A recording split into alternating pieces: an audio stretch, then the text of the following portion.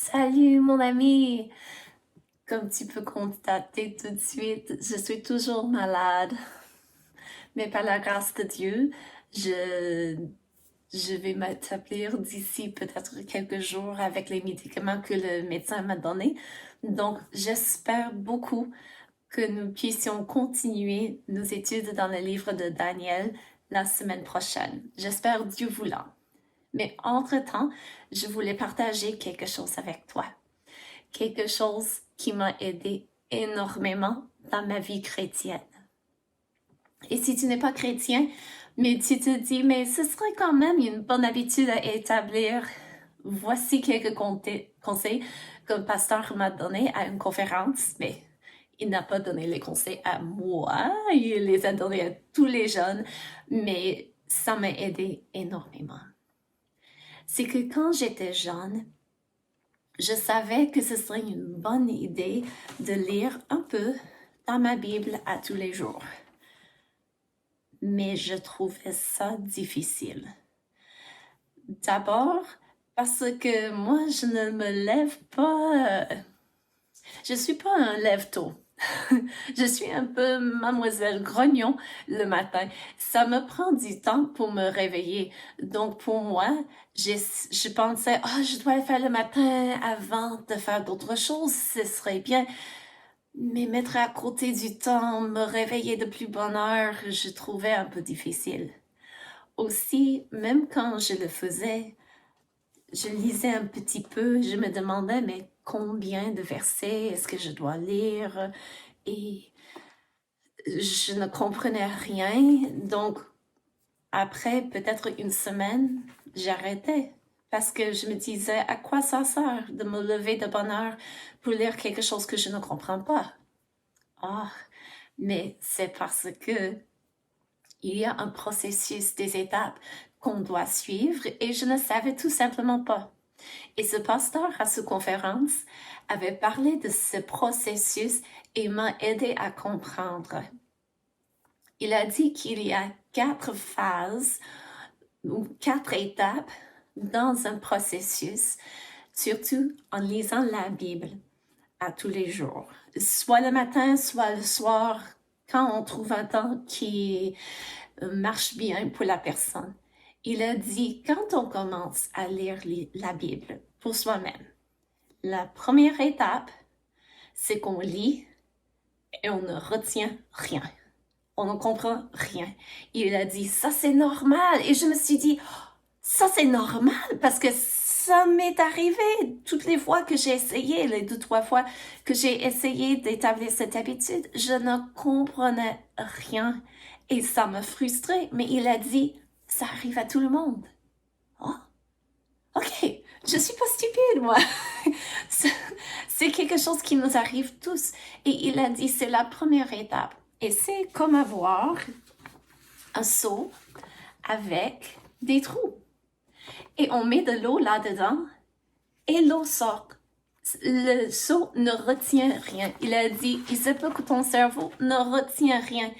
Mais, il a dit, même si tu ne retiens pas ce que tu as lu, ça lave tes pensées. Comme l'eau qui rentre dans un seau plein de trous.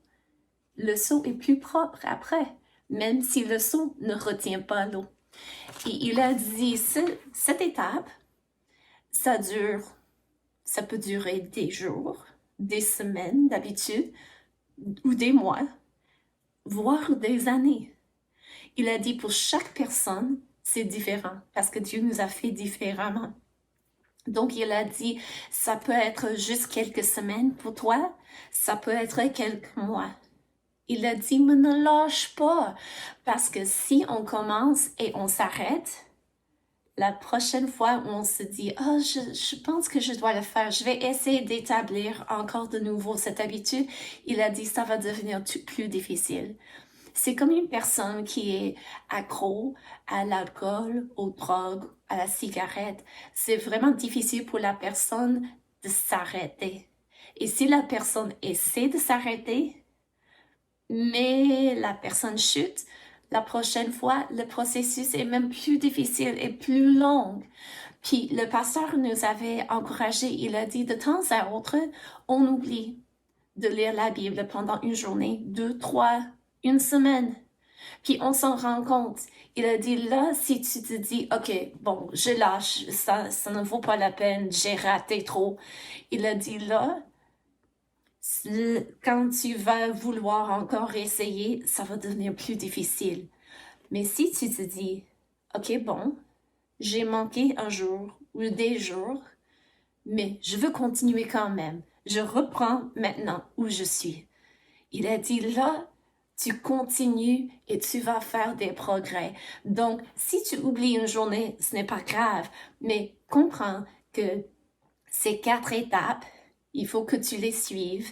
Et si tu arrêtes quelque part, tu recommences au début. Il a dit, est-ce que tu veux vraiment toujours recommencer au début? Non, on veut arriver à la 4e étape qui est beaucoup plus intéressante. Donc, il a dit, ne lâche pas, je vous encourage, même si ça fait un mois où tu as oublié quelque chose qui s'est passé dans ta vie, reprends où tu étais pour continuer. Et ce sont de bons conseils pour n'importe quelle bonne habitude qu'on essaie d'établir, de juste dire, même si on a manqué une journée, OK, bon, je n'ai pas fait mes exercices aujourd'hui, mais demain, par la grâce de Dieu, je les ferai. Donc, la première étape, on ne retient rien. Et ça m'a encouragée tellement. Parce que je ne retenais rien. Puis, la deuxième étape, c'est où on lit des versets, un chapitre, ça dépend selon la personne et ses capacités, mais on lit un petit bout et on retient les faits. Donc, dans la deuxième étape, si on te demande, mais qu'est-ce que tu as lu ce matin? Tu peux dire, c'était l'histoire d'Anna et le fait qu'elle a demandé à Dieu de lui donner un enfant.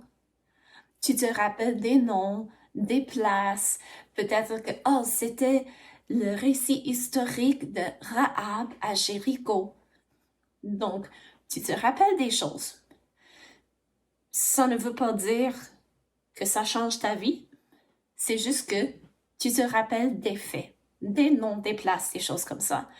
Et il a dit que cette deuxième étape, c'est où on commence à retenir des choses, mais ça ne change pas grand-chose dans la vie. Mais pour moi, c'est un peu comme maintenant, mon seau a été réparé. Ça commence à boucher les trous, donc ça commence à retenir l'eau. Mais c'est comme si le seau est juste là, quelque part. On ne s'en sert pas. C'est juste là. Et maintenant, ça retient. Et il a dit encore là, cette deuxième étape, ça peut durer des semaines ou des mois. Mais si tu deviens frustré dans la deuxième étape et tu lâches, peut-être l'année prochaine ou dans quelques années, tu vas recommencer. Tu dois recommencer au début, à la première étape. Donc, il a dit, ne lâche pas, continuez, parce que la troisième étape s'en vient. La troisième étape, en lisant la Bible pour soi-même, dans la troisième étape, on commence à comprendre que les choses dans une histoire sont liées avec les faits dans une autre histoire. Donc, on lit le récit historique de David, comment Dieu l'a pris un berger et l'a fait roi de son peuple Israël. Et on lit cela, puis on se rappelle que Dieu dit qu'il y a un fils de David, quelqu'un qui va régner sur un trône éternel. Et on se dit, c'est pour ça qu'on dit que Jésus est fils de David. Il est physiquement, dans sa partie humaine, il est aussi Dieu, mais il est fils de David. Pourquoi c'est important qu'on dise cela? C'est parce que Dieu a promis à David qu'un de ses descendants sera sur son trône éternellement. Donc, on commence à mettre les choses ensemble. C'est un peu comme à l'école, quand on commence à comprendre, mais ce qu'on a appris dans le cours d'histoire, ça a une application dans mon cours de littérature. Et ça, c'est influencé par la science. Et la science, parce qu'on a développé ça dans la mathématique, tu commences à comprendre comment les choses sont liées. Donc, moi, j'ai dessiné avec mes grandes capacités artistiques, mais moi, j'ai fait un saut avec le petit symbole d'une carte ou d'un GPS pour indiquer, OK, maintenant, on retient ce qu'on lit, mais on sait aussi d'où ça vient. Et on se rend compte que l'Ancien Testament et le Nouveau Testament sont vraiment liés ensemble. Là encore, est-ce que j'ai dit que dans la troisième étape, on dit « Wow, c'est incroyable, ça m'a parlé personnellement ». Non.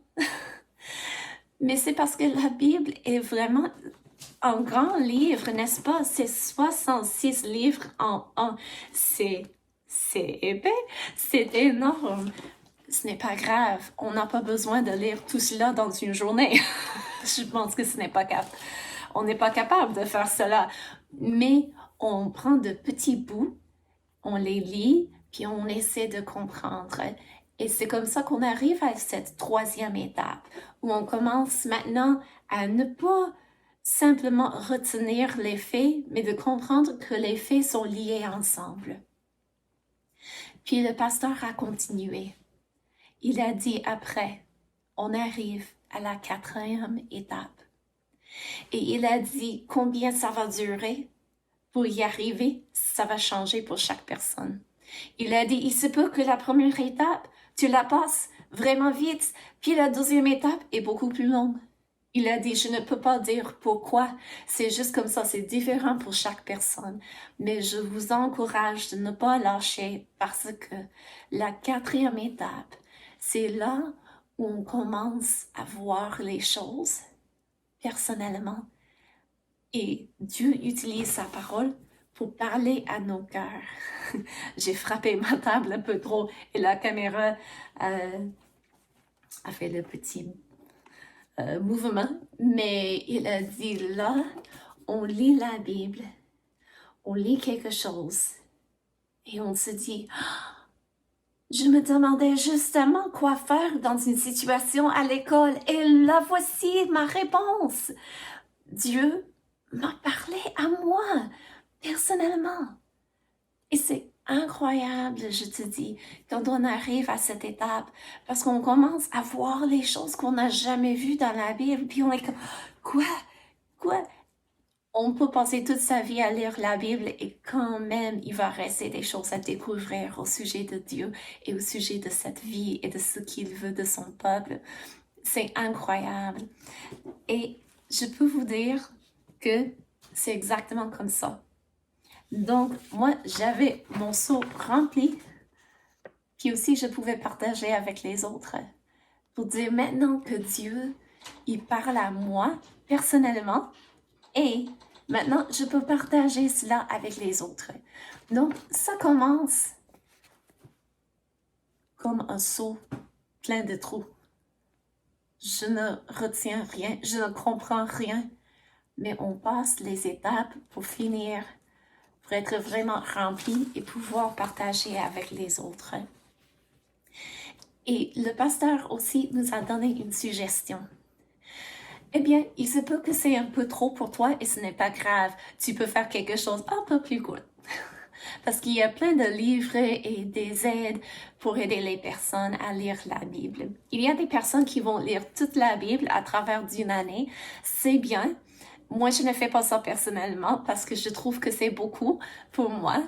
Mais de temps à autre, je me donne un défi de lire plus. Mais on a des saisons de la vie. Donc, si on a beaucoup à faire à l'école, il se peut qu'on ne puisse que lire 1-2 versets par jour. Il n'y a rien de mal en cela. On ne doit pas se comparer avec les autres et dire, mais elle lit 10 chapitres par jour. Ok, c'est bien, mais 10 chapitres par jour, c'est beaucoup. Mais si quelqu'un est à la retraite, c'est magnifique. Mais si quelqu'un a beaucoup à faire, à l'école, beaucoup de devoirs. Il se peut qu'on n'a pas beaucoup de temps pour cela, mais on peut mettre de côté 5 minutes. Est-ce que toi, tu penses que tu peux mettre de côté 5 minutes pour passer du temps, ce temps avec le Seigneur tous les jours? J'aimerais t'encourager. Puis moi, j'étais adolescente quand j'ai commencé à lire la Bible pour moi-même. Et c'est peu que toi, tu es plus jeune. C'est pour ça que je te dis, le pasteur a recommandé cela, mais si c'est trop pour toi, ce n'est pas grave. Commence avec quelque chose un peu plus court. Mais pour les adolescents, il a recommandé qu'on lit le proverbe du jour. Pourquoi est-ce qu'il a dit cela? Parce qu'il y a 31 chapitres dans le livre de Proverbes et nos plus grands mois ont combien de jours? 31 jours. Donc, il a dit, si c'est le 1er janvier, on lit le premier chapitre du Proverbe. Si c'est la 12e journée, on lit le 12e chapitre, et ainsi de suite. Puis je me suis dit, ok, bon, le livre de Proverbes, c'est plein de sagesse. Pourquoi pas commencer par là? Comme j'ai déjà dit, si tu trouves que ce serait peut-être un peu trop difficile pour toi ou peut-être un peu moins intéressant, tu peux commencer avec un autre livre qui parle des récits historiques avec des choses qui bougent et des histoires pour t'aider à garder ton attention. Mais j'ai commencé à faire cela tous les jours, de lire un petit peu dans la Bible. Et je ne me stressais pas parce que je ne comprenais rien. À vrai dire, c'était comme...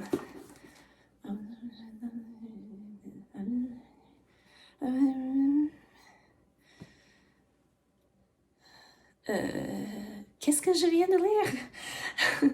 Puis, je ne retenais rien, mais je continuais parce que je voulais arriver aux autres étapes. Et ça est arrivé beaucoup plus tard. Et je dois avouer que même si je ne me rendais pas compte, la parole de Dieu me purifiait comme l'eau qui tombe dans un seau troué. Le seau devient plus pur, plus propre. Et je ne m'en rendais pas compte, mais la parole de Dieu commençait à travailler dans ma vie. Et la première journée où je suis arrivée à la 4e étape et je savais que Dieu me parlait dans sa parole, c'était vraiment spécial. Et j'ai continué à lire les proverbes pendant une année, peut-être une année, peut-être une année et demie. Puis finalement, je me suis dit, oh, bien, il y a d'autres livres dans la Bible, je pense que je vais commencer à lire cela maintenant. Puis l'autre chose que le pasteur a partagé, il a dit, ce serait bien aussi de prier. Et il a dit, il se peut que tu te dis, mais je ne sais pas pour qui prier, pourquoi, aucune idée. Il a dit, la Bible est pleine de prières. Les prières de Néhémie, les prières d'autres des disciples, la prière de Pierre qui avait dit, Seigneur, aide-moi, quand il était sur l'eau et il commençait à s'enfoncer dans l'eau. Donc, il a dit, fais une liste des noms de personnes dans ta famille et de tes amis. Et chaque jour, prie pour une personne. Tu n'as pas besoin de prier pendant toute une heure. Comme j'ai dit, 5 minutes. Est-ce que tu peux passer 5 minutes avec le Seigneur tous les jours? C'est mieux que rien. À vrai dire, c'est une bonne habitude à établir. Et je dois avouer que pour moi, ça prend presque 3 ans pour lire à travers la Bible. Parce que je le fais à petits bouts. Mais si jamais quelque chose change dans ma vie, il se peut que ça me prendrait plus de temps. Oui, il se peut que ça me prendrait moins de temps. Ce n'est pas grave. L'important, c'est de passer du temps avec le Seigneur régulièrement. Et je voulais juste t'encourager avec cela parce que ça m'a aidé énormément de savoir que je n'étais pas stupide, je n'étais pas nulle. J'étais juste un être humain qui suivait un processus et que je devais passer les premières étapes pour arriver à la dernière. Et quand on arrive à la dernière, est-ce que ça veut dire que chaque jour on dit « Wow, c'est incroyable !» Ça n'arrive pas. Dans mon expérience, ça n'arrive pas à tous les jours. Mais parce que j'ai établi l'habitude, je sais que ça me fait du bien. Je ne veux pas passer une journée sans avoir pris du temps pour passer du temps avec le Seigneur en lisant sa parole et en priant, en lui priant de m'aider dans la vie. Donc, j'aimerais t'encourager toi aussi de le faire. Et parce que j'ai fait mes dessins des sceaux pour illustrer cela, j'ai pensé à un verset dans la Bible. C'est dans un des psaumes de David et c'est le psaume 63. Et ça dit au verset 2, « Ô Dieu, tu es mon Dieu, je te cherche. Mon âme a soif de toi, mon corps soupire après toi, dans une terre aride, desséchée, sans eau. » J'ai besoin de toi, Dieu, pour me guider. J'ai soif de connaître ta parole parce que j'ai vraiment besoin de ton aide pour savoir comment vivre, comment répondre à des amis quand ils sont méchants envers moi ou injustes, comment répondre quand les situations sont difficiles ou quand je ne suis pas capable de faire quelque chose qu'on me demande de faire, ou comment décider entre deux choses qui sont bonnes, toutes les deux, mais je ne peux pas faire les deux. Donc, c'est quoi la meilleure décision? Je ne sais pas.